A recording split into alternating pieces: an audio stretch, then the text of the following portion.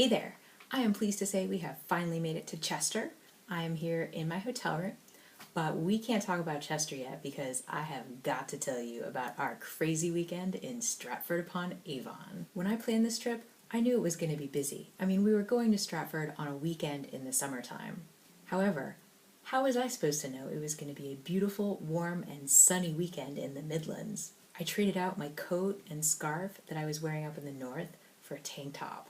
And that warm weather brought out all kinds of people.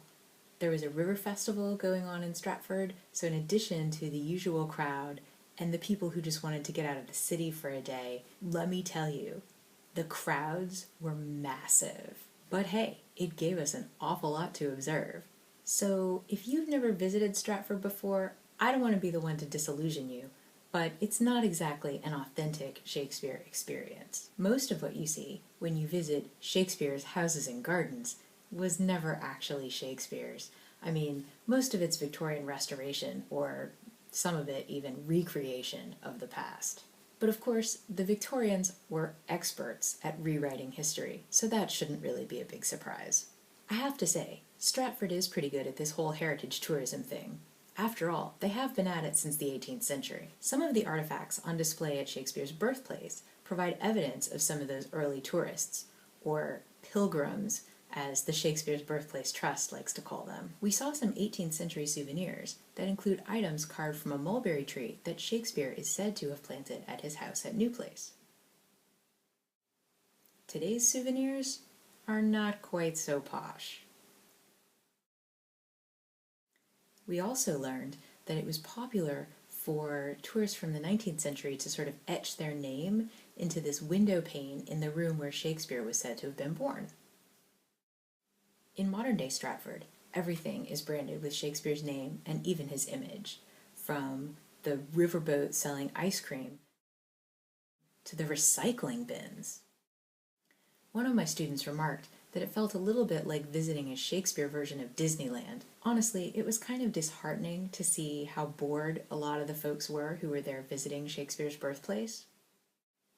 But it was also amazing to witness the distance that a lot of these people had traveled.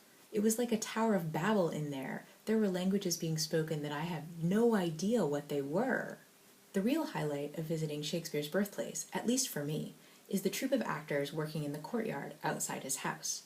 They perform scenes, songs, and sonnets on request.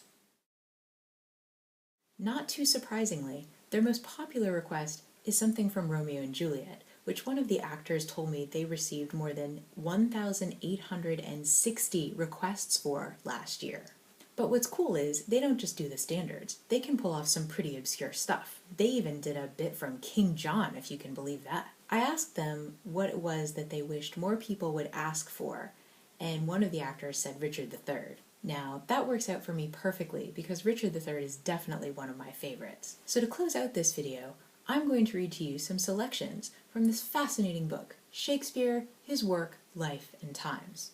No, not really. I'm actually going to show you a video of some of the actors performing at Shakespeare's Birthplace. Soft company is coming in. Now tell me, Kate, and tell me truly too, hast thou beheld a fresher gentlewoman, such war of white and red? What stars do spangle heaven with such beauty as these two eyes become that heavenly face? Sweet Kate, embrace her for her beauty's sake.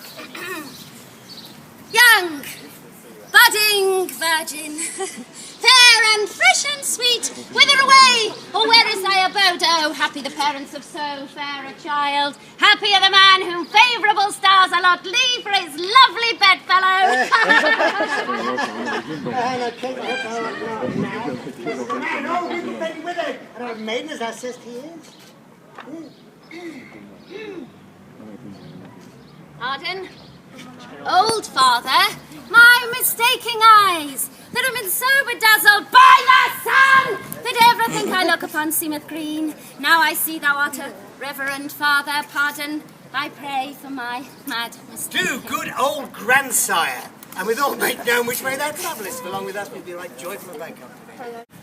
But I, that am not shaped for sportive tricks, nor made to court an amorous looking glass. I that am rudely stamped, and want love's majesty to strut before a wanton ambling nymph. I that am curtailed of this fair proportion, cheated of feature by dissembling nature, deformed, unfinished, sent before my time into this breathing world, scarce half made up, and that so lamely and unfashionable. The dogs bark at me as I hold by them. Why, I, in this weak, piping time of peace, have no delight to pass away the time, unless to spy my shadow in the sun, and descant on mine own deformity.